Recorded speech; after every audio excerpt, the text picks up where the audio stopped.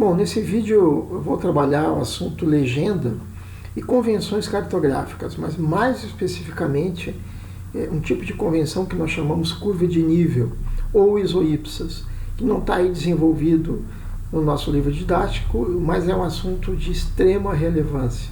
Tá? Então acompanhe aí, por favor. Nossa aula de hoje continua tratando de cartografia, mais especificamente sobre esse assunto, que é um dos atributos do mapa, que é a legenda. O que é a legenda? A legenda é, na verdade, aquele conjunto de informações que estão no mapa, que servem para que a gente interprete a simbologia do mapa, os diversos símbolos de um mapa, cores, achuras, ícones, de diversos tipos e por aí vai. São as chamadas variáveis visuais. A partir da leitura desses símbolos, nós conseguimos ler o mapa e interpretá-lo. É óbvio que existem regras e convenções para o uso dessas variáveis, como, por exemplo, aqui o próprio livro destaca as cores. A cor azul é utilizada para representar espaços com água, como oceanos, mares, lagos, etc. Obviamente que isso é bastante intuitivo. E essa questão da intuição é extremamente utilizada nos mapas, porque o melhor mapa é aquele que se lê de forma intuitiva. Por exemplo, se nós pegarmos aqui esse mapa que o livro traz, que é um mapa de população urbana, nós vemos aqui, se eu tirar a legenda que está aqui, nós vimos assim que intuitivamente já imaginamos, olha, essas cores mais fortes, como o caso do Brasil, da Argentina, tal, Estados Unidos, Canadá, Europa, Austrália, deve ser porque tem maior intensidade de população urbana, maior quantidade. E as cores mais fracas, mais frias, menor intensidade. Então a teoria das cores é extremamente importante. Se nós pegarmos um outro fenômeno, eu vou mostrar aqui este mapa que está no GeoAtlas, migrantes na população, o que a gente vê aqui? Cores mais quentes, mais intensas, o vermelho, esse mais forte ainda, representam aquelas áreas que têm mais migrantes nascidos fora da área, ou seja, pessoas que vieram de fora para cá. Obviamente no Brasil se vê uma maior concentração no centro-oeste e no norte. E menor concentração nas áreas que têm menos migrantes, quer dizer, menos pessoas de fora que vieram morar, como por exemplo aqui na região nordeste, com esse amarelo mais claro. Então usar cores é fundamental. E aí eu quero destacar esse mapa aqui, que é um mapa da Europa físico, que representa as altitudes. Então o que a gente tem aqui? Cores mais fortes, mais intensas, as mais elevadas altitudes. O verde, que é uma cor fria, as mais baixas altitudes representam as planícies. As cores que representam a altitude, que é um fenômeno extremamente importante para o estudo da geografia, são chamadas cores hipsométricas, porque a hipsometria é aquela parte, ou é o estudo do relevo, o estudo das altitudes.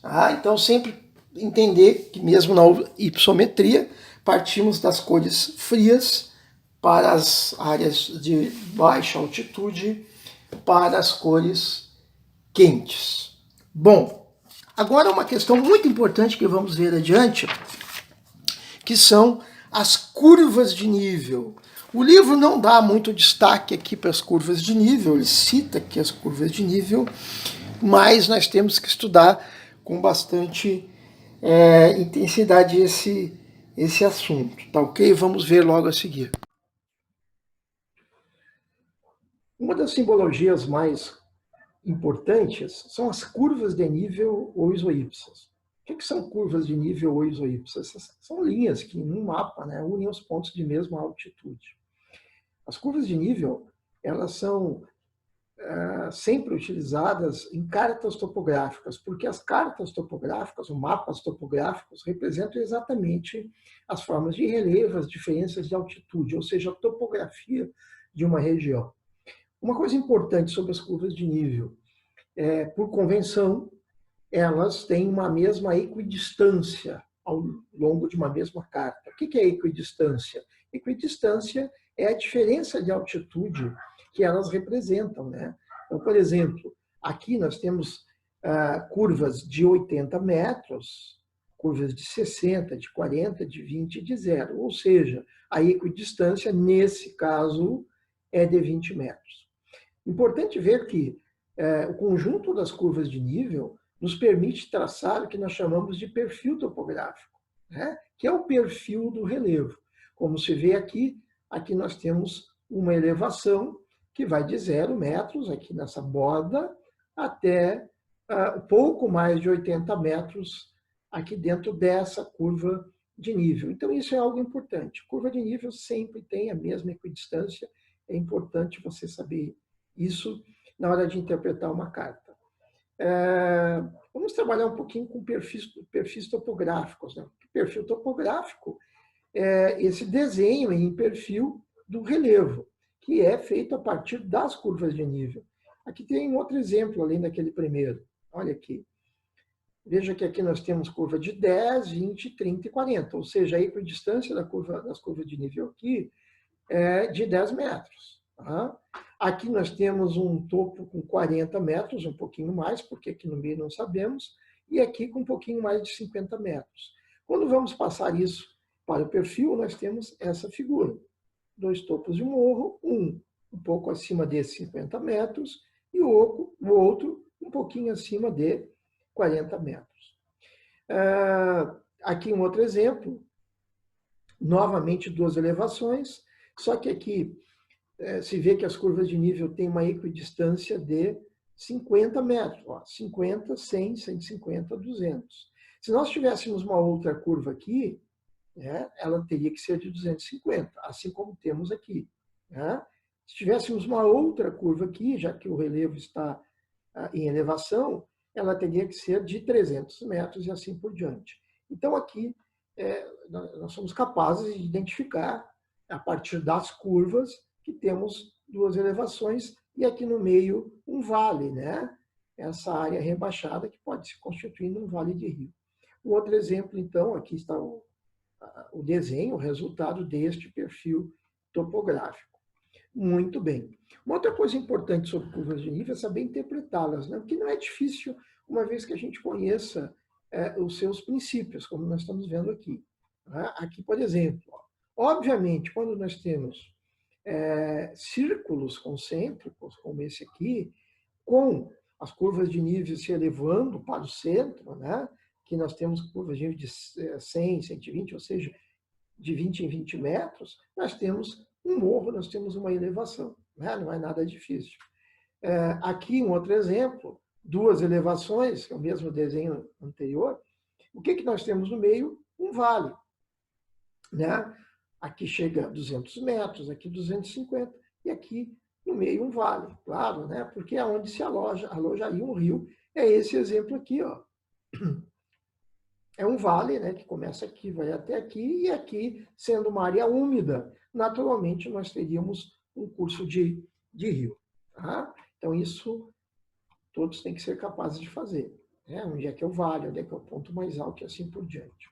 Um outro dado importante que as curvas de nível nos permitem deduzir é a maior e menor inclinação no terreno. O que acontece? A escala horizontal é a mesma, mas as curvas de nível, que têm a mesma equidistância, elas podem estar mais próximas, como aqui, como eu estou mostrando, ou mais distantes, como aqui.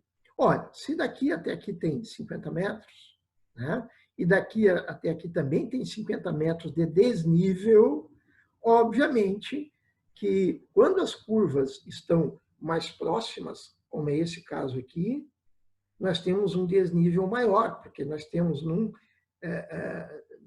espaço menor de terreno, um desnível maior, de 250 para 200, aqui seria 150, aqui 100 e aqui 50. Então, aqui o terreno é bem íngreme, enquanto que aqui há uma suavização dessa inclinação, porque as curvas estão mais distantes. Da mesma forma, é importante nós enxergarmos nas curvas de nível os cursos de água, né? O curso dos rios. Então, aqui tem um exemplo até representado em azul, como é de convenção, né, os rios em azul. Esse rio principal, né, corre nessa direção. Aqui tem um afluente, aqui outro afluente, aqui outro afluente. O que a gente pode notar aqui, pessoal?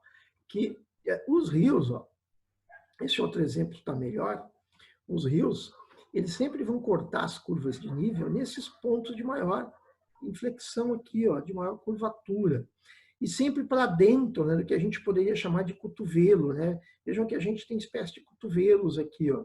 Vejam que lá a curva é de 700, aqui de 600. Isso indica essas dobras aqui, na verdade, os pontos de menor altitude que vão avançando em direção à montanha, ou seja, vão formando o vale por onde vai correr a água. E a água, então, vem em direção ao ponto mais baixo, evidentemente, formando o curso do rio. Então, aqui, ó, pode-se observar, todas as curvas acompanham essa dobra e é por onde corre o curso d'água. Aqui também, como se observa, e aqui também. Então, são afluentes desse rio principal, que se alonga lá mais a montante, ou seja, mais próximo dos pontos mais altos, onde nasce o rio, desce para o ponto mais baixo e, evidentemente, corre nessa direção. É possível, por exemplo, identificar que esse número 2, né, ele está na margem direita do rio, já que o rio corre de lá para cá. Tá? Vejam que do lado de cá, essa margem esquerda, ela é uma margem mais plana, né? Enquanto que essa margem 2 ela é mais íngreme. Como é que a gente sabe disso? Olha, porque as curvas aqui estão muito mais próximas do que aqui. Então, aqui, se nós fôssemos, por exemplo, construir algo para evitar que tivéssemos que evitar inundações, possíveis enchentes, o mais indicado é construirmos aqui, porque o terreno é mais íngreme, enquanto que aqui é bem mais plano. Tá? Ok? Então, a interpretação das curvas de nível passa por aqui. Aqui, um exemplo bem claro de um curso d'água, que está aqui nessa direção, com os afluentes. Então, observem ó, onde o rio passa, exatamente naquele ponto de maior curva, né? Onde a curva realmente tem uma dobra mais pronunciada, tanto aqui nesse ponto, quanto aqui nesse ponto. Ok, pessoal? Nesse caso aqui, desse rio, nós teríamos lado de cá, margem direita, e lado de lá, margem esquerda. É isso, pessoal. Até a próxima.